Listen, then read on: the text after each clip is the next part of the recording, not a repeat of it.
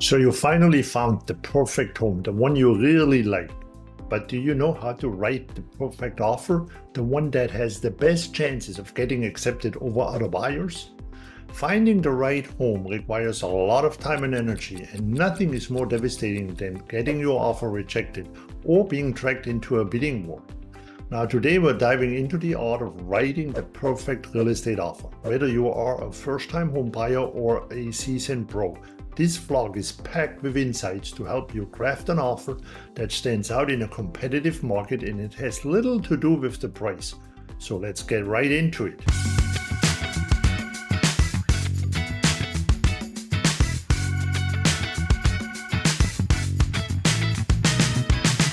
If you are new to my channel and would like to know more about living in the Palm Beaches and tips and tricks on buying, selling, or investing in real estate, then subscribe below and tap the bell so you will be the first to know as soon as a new video is posted. By the way, I'm Klaus Sinn and I'm leading a real estate team here in the Palm Beaches, and my team and I, we get calls, emails and texts from people like you almost every day, and we're loving it. So whether you are thinking about moving in 9 days, 9 weeks, or 9 months, or maybe just have a real estate question that's bugging you, call, text, email, or schedule a Zoom call with me, which I like best, and use my 30 years of experience and knowledge in the South Florida real estate market to your advantage. But before we jump into the nitty-gritty of crafting the perfect real estate offer, let's be clear that I am a real estate broker and I'm not an attorney. Therefore, any content in any of my videos should not be considered legal advice. So they should not be considered legal advice. But unlike most agents, I highly recommend that you hire a real estate attorney with expertise in the kind of transaction you are looking to close. It is probably the best money you will have ever spent, and I should actually do a separate video on that. Anyway, let's take a moment to talk about your real estate agent. Who should be your ally? Clarify the form of representation you have with your agent to ensure the agent is actually representing you and not the seller. You should be able to openly communicate with your agent and let them guide you through the process. Be open to negotiations. It's very rare that your first offer is going to be accepted as is. Know your limits, but also be willing to find common ground. Secondly, you need to see things from the seller perspective. Sellers are not just looking for the highest offer. They want a deal that's smooth, reliable, and aligns with their goals. Why are they moving? Is the home still occupied or already vacant? Are they getting a lot of cash at the closing, or do they have a big mortgage and they walk maybe away with little cash? That would make their move much more difficult. As more as you know about them, the easier you can communicate that you are not just the buyer, you're the right buyer. I closed more than 1,000 transactions in my career, most of them on the listing side, and I'm still amazed how many buyers' agents simply sent me an offer by email without ever taking a minute to talk to me, the listing agent, to find out more about the seller situation, to help crafting them a better offer. Knowledge is power, and I don't know how to say that. You have your agent to find out as much as possible about the seller situation. Sometimes that's not really easy, but if it's crafted in a way that the listing agent understands you're trying to make a better offer, they will talk to you. They give you some insights. Or your agent, I should say.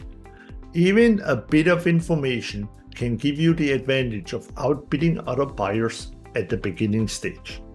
Now, since you're already putting your offer on paper, let's start with the listing price. The listing price is nothing more than what the seller is asking for. There could be 100 of reasons how the seller came up with that price, and most of them have little to do with the actual market price of the home or what the seller is willing to accept. Knowing this, your offer should always be based on the actual market value of the home, which could be significantly lower than the listing price. It could be right at the listing price, but it could also be higher than the listing price. If you're serious about buying that home, then keep your offer competitive but also realistic. You don't want to overpay. Your real estate agent can help you determine a fair offer based on marketing trends and property values. And while some negotiation is acceptable, if the seller is not willing to accept your offer for market value, then simply move on. There's no reason overpaying because you make the money when you buy it. That's how we say it when you invest in homes. So with that said, let's talk about the earnest money deposit, which is our advantage point number one. Most offers include a very low earnest money deposit, like $500 or $1,000. Sometimes a second deposit is offered after the inspection period. This is not very enthusing to a seller. A solid earnest money deposit demonstrates commitment. It's a way of saying, hey, I'm serious about that offer. The highest amount, or let's say the higher the deposit is, the more seriously the seller will take your offer. And since it will be part of the purchase price or should be refundable if the terms of the contract are not met, why not put up a significant amount up front? In most cases, you have 3 days from the date the seller accepts your offer to make the deposit, and it should be held in escrow by the closing company. So no reason to lowball the escrow. You have to come up with the money anyway. So the second advantage point is to show the seller your ability to pay. Include a proof of funds letter or a pre-approval letter from your lender. This shows the seller that you're serious and have the financial means backing to make the purchase. However, make sure you keep it within the range of your offer. So what I mean is you don't want to show the seller a bank statement with twice the balance on it of your offer, because they may be intrigued to counter higher because they see how much money you have. The same goes with your pre-approval letter. Your lender will be happy to limit the number to your offer price. So let me repeat that to make it very clear. If you provide the seller with a bank statement, if it has a balance that's a lot higher than what your offer is, the seller might be intrigued to counter higher simply because they see how much money you got, right? So instead, talk to your banker and simply have them write a letter that you are good for that amount, whatever your offer is. So let's say your offer is $500,000, have the banker write a letter. Our client, Mr. Buyer, is able and has the liquid assets in order to close on a transaction for that money. If you need to go up, you can always get that revised if they even want that. Now, if you get a pre-approval letter from your lender, well, let's say you're going to buy a house and the house costs $500,000, but you are approved for $1 million. Well, I do not want to give the seller an approval letter for $1 million because it's the same reason. They maybe think, oh, he's approved for $1 million. Let's counter and see if we can get more money out of it. So I hope you get that. Make it as close as possible to your offer price. With that said, brings us to the next point. Now, the third advantage point is the closing date, and it could be a game changer. But remember, knowledge is power and flexibility is key. If you adapt to the seller's needs and you are willing to accommodate them, you'll probably solve the bigger problem than the price. So let's say the seller is still in the house and he needs a long closing. The issue with this is that a lot of things out of anyone's control can happen until the closing, and it is a big stress factor to the seller and the buyer. So instead of long closing date, propose a very short closing date with a post-occupancy agreement. That will give the seller peace of mind, money in their pocket, and the availability to move on quicker, and you know you closed and the house is yours. Vice versa, you can assume that the seller wants a quick closing if the home is vacant. Even if you're not ready to move in right away, offer the fastest possible closing you can manage. I won many transactions even against higher offers because we close super fast and offer the post-occupancy to the seller. gives them peace of mind. It's that simple. Which brings me to the fourth advantage point, which is inspection terms. The Florida as-is contract is the most common real estate contract used in Florida. If you live in another state, you need to talk to your agent to make sure what the conditions are and the terms. Well, in Florida, the as-is contract, it binds the seller to stay in the transaction starting from the effective day, which is the day all parties have signed the contract. It allows the buyer to cancel the contract during the inspection period for pretty much no reason, with a full refund after deposit. Let me rephrase that. So you're in a contract with the seller. The seller cannot get out of this contract. You need to stay in unless you violate the terms. But you, as the buyer, you have the right to cancel that contract for absolutely no reason during the inspection period, and you get all your money back.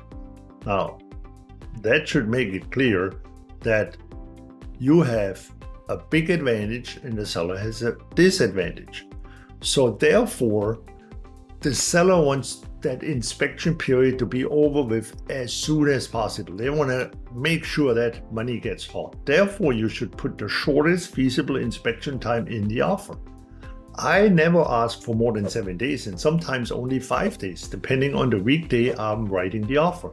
It is always easier to get an extension after inspection deadline than to lose the offer to another buyer in the first place. But as a side note, never ever make an offer waiving the inspection. Many of the buyers who fell in this trap during the last 2 years are paying dearly for it. If you can't get an inspection, it's not worth buying, period. So, advantage point number 5, contingencies and conditions. Many times I'm getting offers with a slew of contingencies, some of them implemented by the agent brokers, some of them by the agents, and some of them requested by the buyers themselves. And sometimes I need my attorney to read them because they don't make any sense to me. They're so complicated, so think about how the seller feels about them. If your agent is using a Florida bar or FAR contract, there is not much that needs to be added unless it is buyer specific. Clearly outline any contingencies and conditions, but do not go overboard. Clarity reduces uncertainty, making your offer more appealing, and if you can inspect or research conditions like permits or other specifics, then keep them out of the contingencies, because you have the right to inspect the property, and during that time to inspect the property, you can check on permits, you can check on everything. And if you don't like it, well, the contract gives you the right to cancel. The contract gives you the right to negotiate again, renegotiate the terms of the contract, renegotiating inspection findings, renegotiate problems you have with open permits or no permits. You are in the driver's seat. So don't make it complicated before it gets complicated. Which brings me to advantage point number 6, which is a personal letter. Now, real estate transactions are highly emotional, and small things can make a big difference. Therefore, you should always consider attaching a personal letter. Introduce yourself and share a bit about who you are and express why this home is perfect for you and your family, and maybe your vision for the future. It adds a human touch and it can go a long way. I got an offer for one of my listings accompanied with a personal letter, and my seller accepted that offer over a higher one just because the buyers, they liked the same football team and they came from the same state as the seller, coincidentally. And then I won an offer because my clients were a young couple with their first baby on the way, and the sellers just became grandparents, and they were touched. They want to give that young family a chance over some other buyers. Again, the price didn't matter as much at that point. Well, I'm not saying, you get the house for free or for so much less, but when it gets close to it, emotions play a big role. So let's summarize it. First, make a competitive but realistic offer based on market trends and market value. Secondly, make a significantly earnest money deposit from the get-go. Third, set the quickest close-in time you can. Fourth, keep the inspection period as short as possible. Fifth, this is 5. Don't put any contingencies in the contract that you can handle or renegotiate during the inspection period. Sixth, write a personal letter. And with that said, you created the perfect offer. Now, 3 things can happen. Number 1, the seller accepts your offer. Yay, awesome. Number 2, the seller rejects your offer. That simply means somebody is probably paying too much for the home, and you can nothing do about it. Number 3, the seller counters your offer, which can be as simple as countering your price or some of the terms, or as tricky as a multiple offer situation, which would require some finesse from your agent, because most likely they're going to come back and say, we want your highest and best offer by tomorrow night, and you have no idea what you're competing with.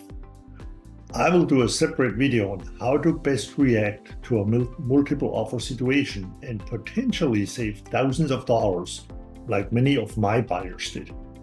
Well, and there you have it, the recipe for a perfect real estate offer. And if you find these tips helpful, please give this video a thumbs up, subscribe for more real estate wisdom at the bottom, and hit the notification bell so you will be the first one to know when my next video will be posted. And always remember, if you are thinking about moving in 9 days, 9 weeks, 9 months, or maybe just have a real estate question that is bugging you, text me, email me, call me, or schedule a Zoom call with me, which I like best. I would love to talk to you and guide you in the right direction. And with that said, have a great rest of your day, and I guarantee I'll be back.